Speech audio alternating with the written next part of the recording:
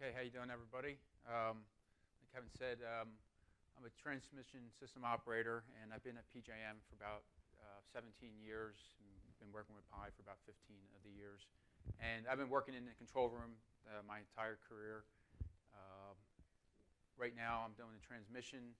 I work the generation desk, also scheduling, load forecasting, transactions, so just about every job in the control room. And today we're going to talk about the value of Pi at PJM Interconnection and show you a lot of the displays we use for visualization, and maybe some of you guys can see some new ideas, take some stuff back with you.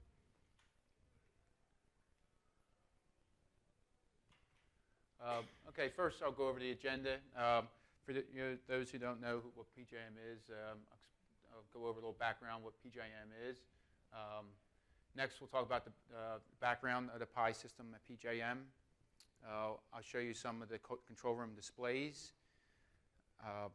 Next, PMU data in the Pi system, that's synchrophaser data.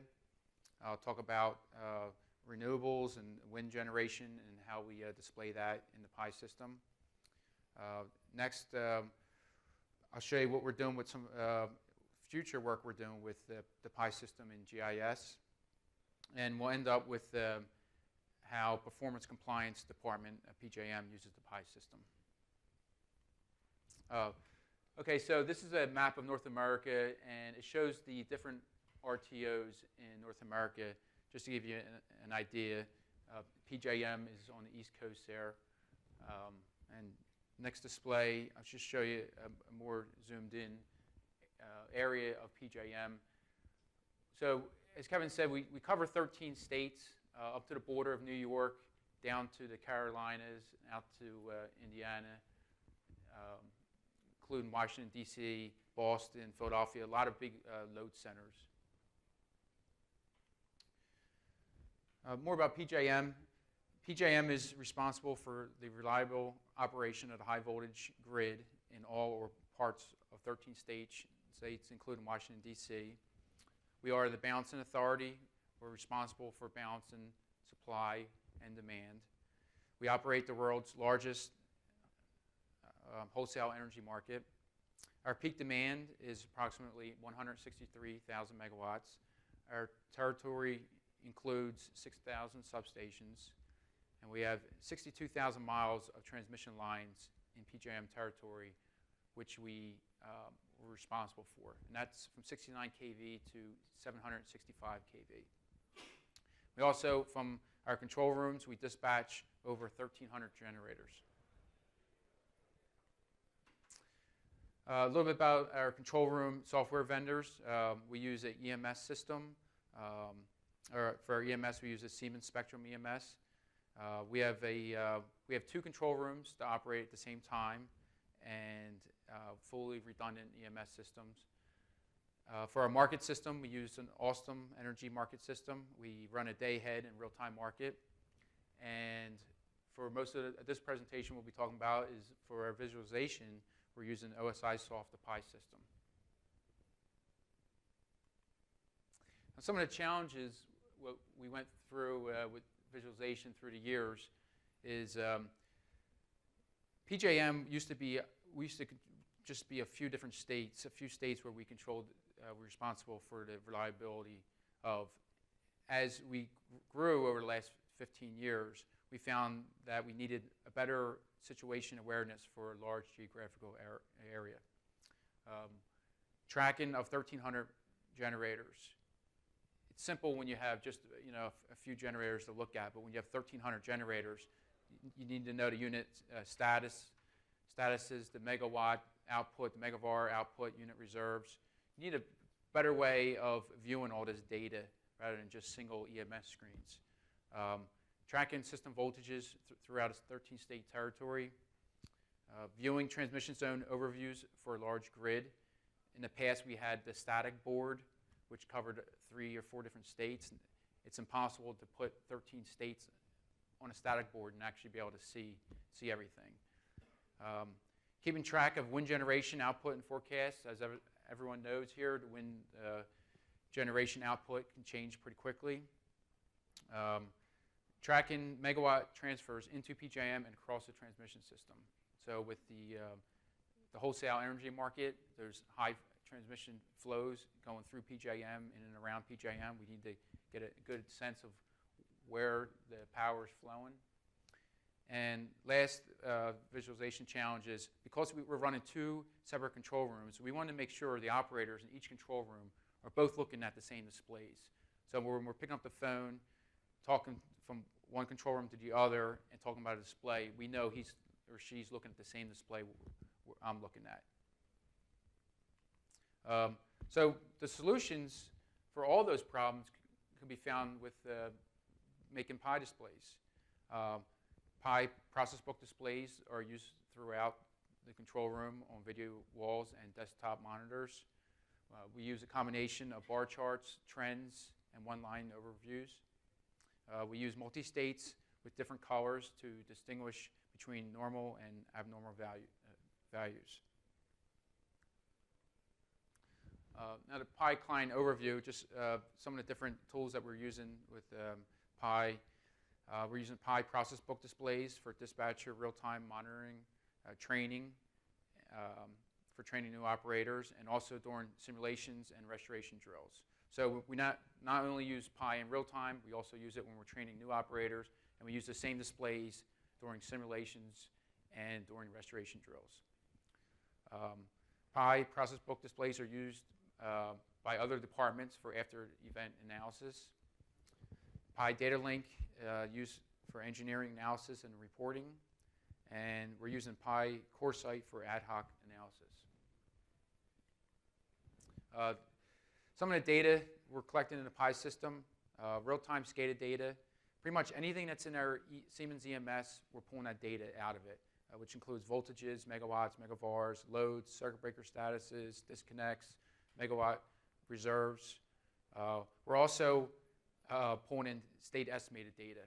So data that we're not getting through SCADA that our computer is estimating, we're getting that, we're gathering that data and creating PI tags. Also from our market system, our Alstom market, we're pulling in all our generation bid data. So generation, they bid in their costs, their incremental curves, pulling all that stuff and putting in PI. PMU data, the synchro phaser. I could show you in the future here in a couple of slides where we're getting the synchro phaser data from, but we're pulling in PMU data from over 300 PMUs.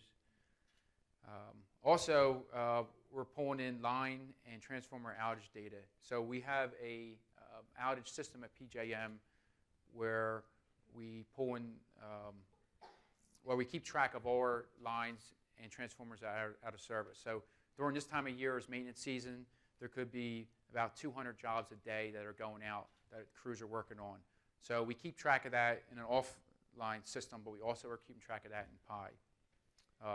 All our PI system data is stored for 7 years, except for the phaser data, which is stored for 90 days. We get so much phaser data in there, after 90 days, it fills up these servers. As far as the control room displays, these are some of the things that we're looking at in the control room. We're watching our voltages, the frequencies, in different parts of the interconnection, the generation, the steam units, CTs, wind, hydro, pretty much all 1,300 units we have up there on the board. Transmission zonal loads, tie lines between transmission companies, one-line area overviews, megawatt reserves, and megavar reserves. Okay, this is a view of our control room. This shows 2 of our video walls. There's also 2 other video walls in the back of the room. And this video wall here is mostly all generation displays, and this video wall here, which is only half, this is about half of the video wall. There's another half that's not in the picture. And I'll show you a closer up of some of the more critical displays that we use on a daily basis. This first display here, this in the center here is an overview. This is basically the backbone of the PJM system. This is the 765 kV system, and this is the 500 kV system. So the purple 765 and the yellow is the 500 kV. And what we show here is this pretty much goes from Indiana all the way over to the East Coast, New Jersey, up to New York. And we're showing flows across the system. We're showing, you see these red circles here, or green. They're generators that are connected to those stations, whether in service or out of service. We're showing the megawatt flows, the direction of the flows. We also have these dotted lines are cut faces of interfaces where we track how much power is flowing through a certain interface. Some of the code that we have behind the scenes here is if a line is out of service, it'll turn white. Now, like I said earlier, we're also collecting outage data from our database outside of Pi, and we pull that information into Pi. So if a line comes out of service and it's scheduled out of service, the line will turn white. Now, if the line trips, this line will blink, and there's code in there because there's no ticket assigned to that. So the line will blink for 5 minutes to let the operators know there's a change there, the line's out of service, and it wasn't scheduled out of service. So and this display is pretty big, so it gets your attention. Now, we're not only getting alarms on our EMS, but this cues in the operator to something just happened. When a 500 kV line or 765 kV line trips, they could be carrying 3,000 to 4,000 megawatts. You're going to get a ton of alarms on EMS. So this is you can quickly look up and see something happened. So this is very good. The operators use this all the time. It's very good for topography. When you come in on shift, you look up, you kind of see what kind of day you're going to have just by looking at the video wall, see what lines are in or out of service. And when you see problems occurring on the system, you know, by looking at the video wall and looking at the lines in or out of service, you can kind of tell why you're having those problems. This top display here is showing our 500 kV voltages at our critical substations. And there's bar charts here. If the voltage is within our ranges that we defined, it's green. If it goes below or above the range, it will turn red. Let us know we're in violation. Also below these squares here represent the 500 kV capacitors that are connected to the system. And as you can see, some are red, some are green. The ones that are red are in service. Green is out of service. There's a third color that's not shown here, but it's gray, which would indicate out of service and unavailable. So that's also where we're pulling outage data in from that outside system into Pi. Lets the operators know which capacitors are available to put in service and which ones are unavailable. Here's another transmission display. This one I'll talk about here is a very congested area of the PJM system is the interface between North Jersey and New York City. And as you can imagine, there's a lot of load in New York City because New York City is so condensed. They don't have a lot of generation up in that area. So there's a contract between Public Service of New Jersey to deliver energy to Manhattan. And what we do is we keep track of that. It's a contract that we have to make sure it stays on schedule all the time. It's, like I said, it's heavy congested area, so we build a Pi display to show exactly which lines are being overloaded. And also, the same goes for New York. They also have a very congested area, so they have similar displays showing their system at New York ISO. So what I did for this display is I built a display that shows how much, it's kind of hard to read here, but what the schedule is on each of the lines feeding Manhattan and what the actual megawatts are. and it shows all the lines in that area. Also above it, what I did was I put the key generation units and the unit outputs, all in one display. Now, before we had this display, we would have to use our Siemens EMS for this type of data, and we might have to go to 5 different displays on EMS. I took all the information, critical information from all those displays and put it all on one PI display. Also the voltages around those spots. So it's real nice, this display, since right in front of the operator who works that side. Another display we have on our video wall is, this is a geographical representation of PJM, and it shows within PJM there's about 12 different utilities, and we show the megawatt flows in and out of each utility, and also our neighboring tie lines. So this gives us a sense of what's happening, a larger picture of what's going on in and around PJM. When I talked about we have 1,300 generators. Here's display here. It's really hard to see here, but the bottom display is all our steam units, all our fossil units, nuclear units, and the ones with the green values are online. We have legends here where we put, if it's running for transmission, a T will show up. If it just comes online, it shows one color. It's a full load. It's a different color. So we multi-state them with different colors. This middle one is the CTs. We have about 30,000 megawatts of CTs, combustion turbines, on the system.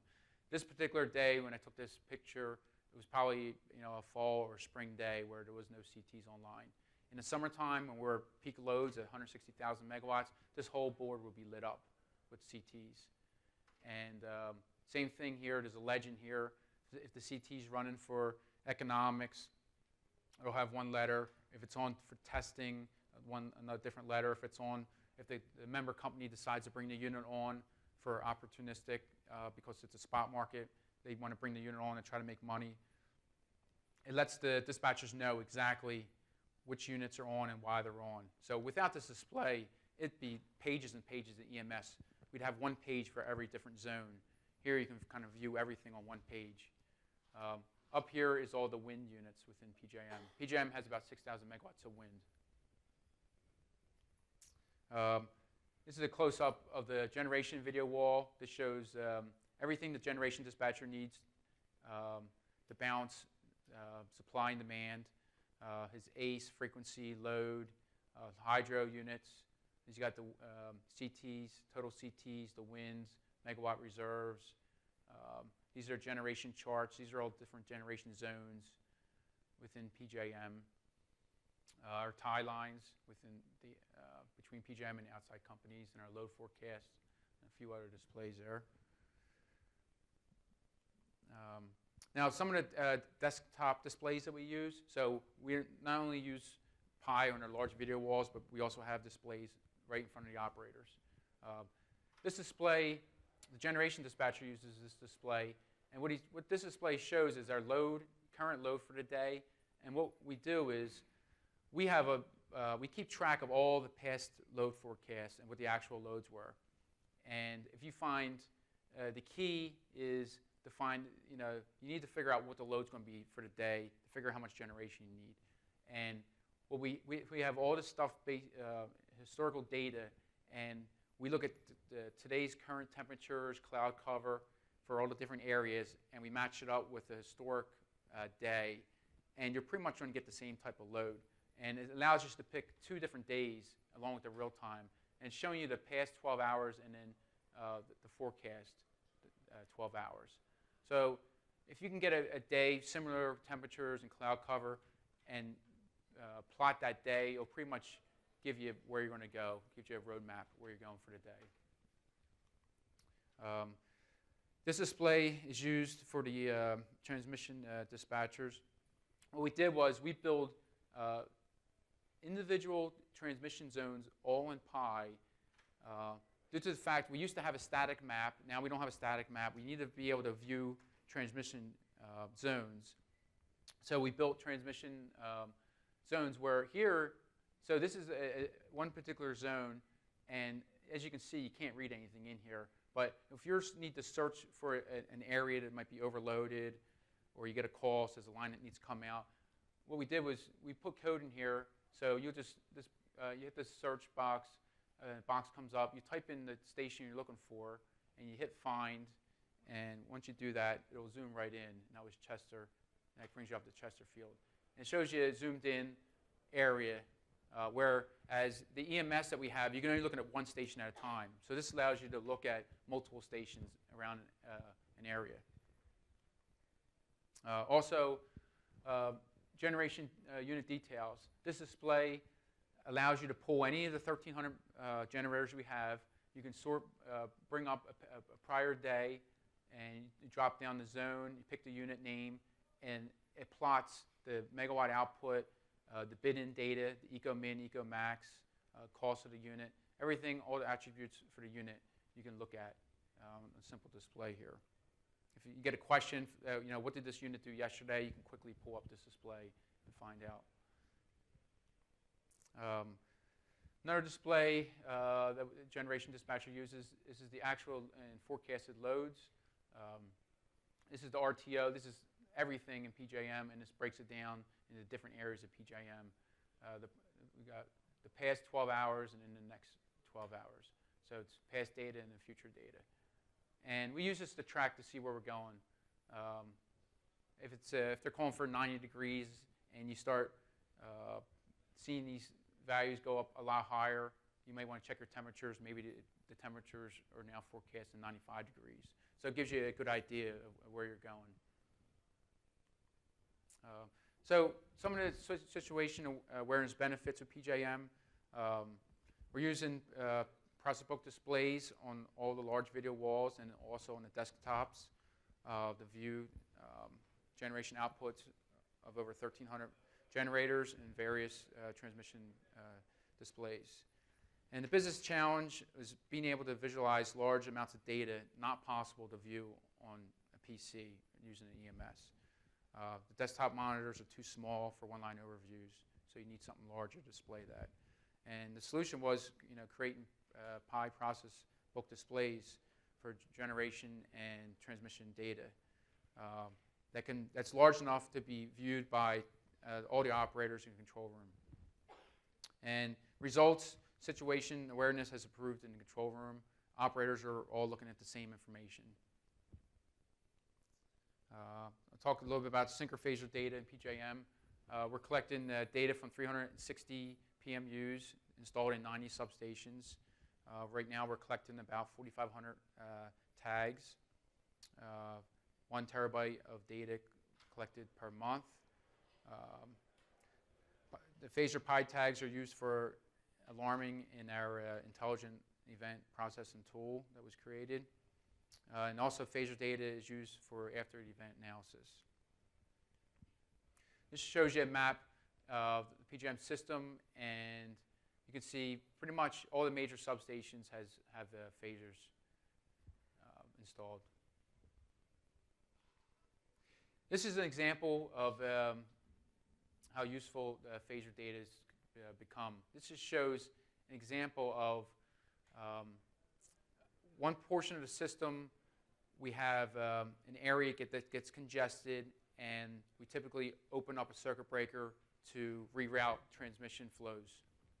And we did it on this particular day. We had a hydro company called who owns a bunch of hydro units and said their units were swinging. And he called the generation dispatcher. The breaker was open on the transmission side. They weren't really talking. Now this occurrence happened over a few different times.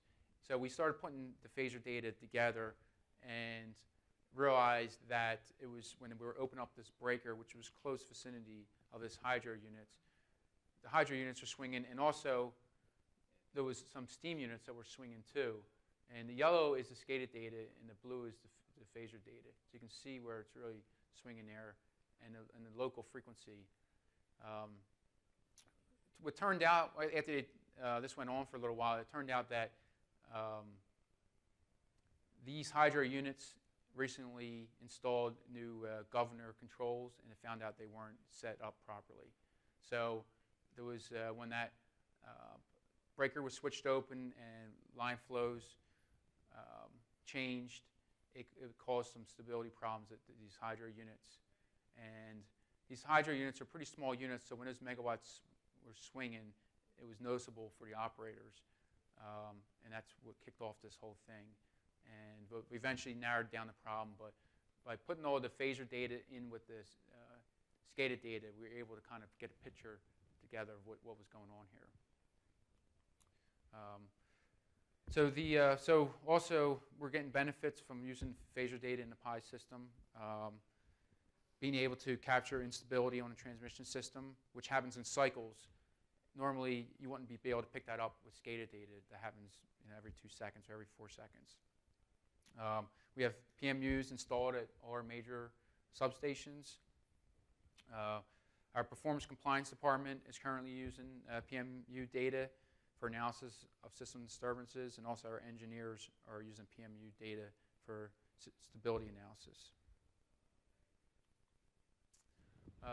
Now wind. Some of the other presenters talked about wind. It's great renewable source of energy, but it's highly unpredictable. Wind, you get a lot of generation at nighttime when the loads aren't there, and then when the load starts coming in, the wind dies down. So we wanted to make sure we had a display that captured all our wind units, what they were actually putting out, the cost of each of the buses, Eco Min, Eco Max, their Emergency Max, and also you can also select any wind unit from a drop-down box and trend that over a period of time. You can go back and pass data too, and you can trend that value against their Eco Min, Eco Max, or what the price was at the time. So it's good for real time and also looking at historical data for the wind.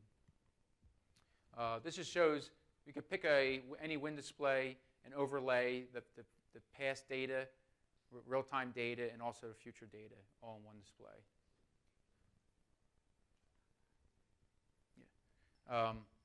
So just to give you an overview of our business challenge with renewables and solution. So we're able to pull renewables in the pie and view the wind, and gives you better situation awareness in the control room. I'll quickly go over this. One of the future PI system uses is combining PI with the ArcGIS, with the Esri tool. This shows the PJM overview. We overlay the transmission map in there. We get weather data, radar, you get clouds, temperature. The only thing is missing, what we're working on now, is getting the transmission flows and generation data put into this.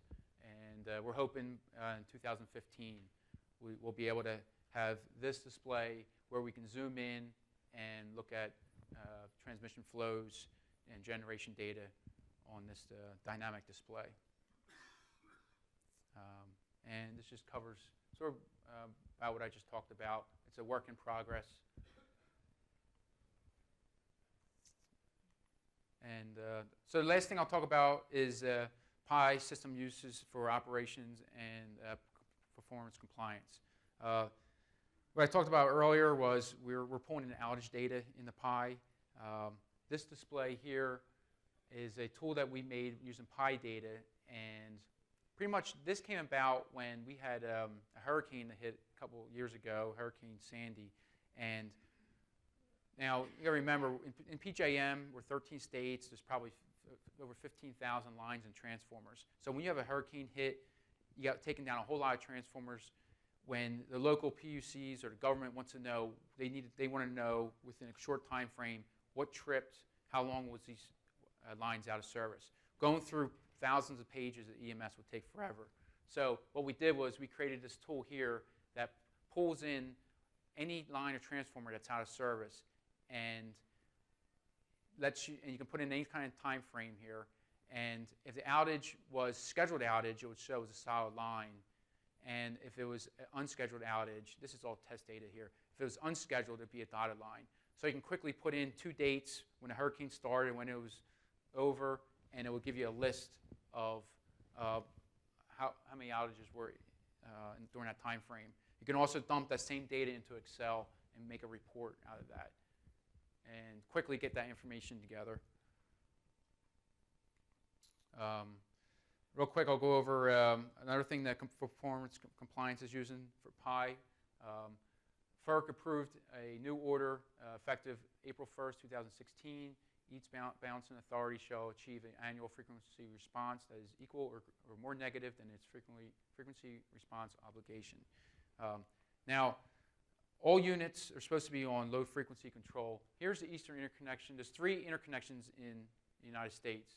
The Eastern, Texas, this is just the state of Texas, and the Western portion. The Eastern portion here, really not getting any. And what I'm talking about is the governor response. When a disturbance occurs on the grid, there's a 5% droop where the governor is supposed to pick up, open up the valves, pick up and respond to a frequency excursion. You're not really getting it. FERC says they issued this order saying you have to show some type of frequency response. So we're using PI data to start tracking down which units are not providing that response. And we have the PI displays here that shows the response is the green where we should be getting. And you have the unit output is the blue, and the red is where the unit's supposed to be going. So this unit clearly it would be expected it to move up during this time frame and actually move down. Here's another one. Expected to move up. It didn't really move at all. This particular unit, it responded. The unit output was red, so it's on frequency control, low frequency control. It moved up. The blue is the frequency. So frequency dropped. We expect the unit to move up, in which it did. We also pull that data, compile reports with PI data.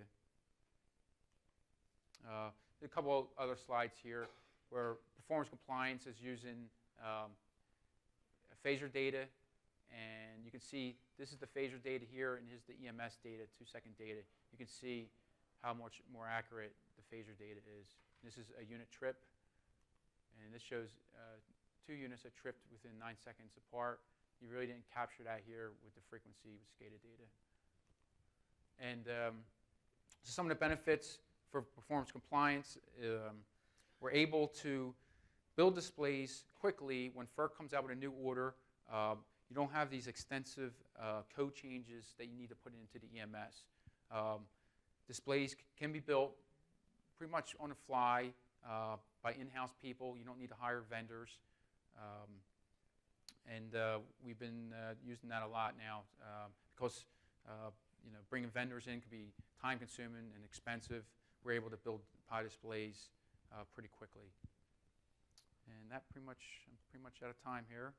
And that's my information there.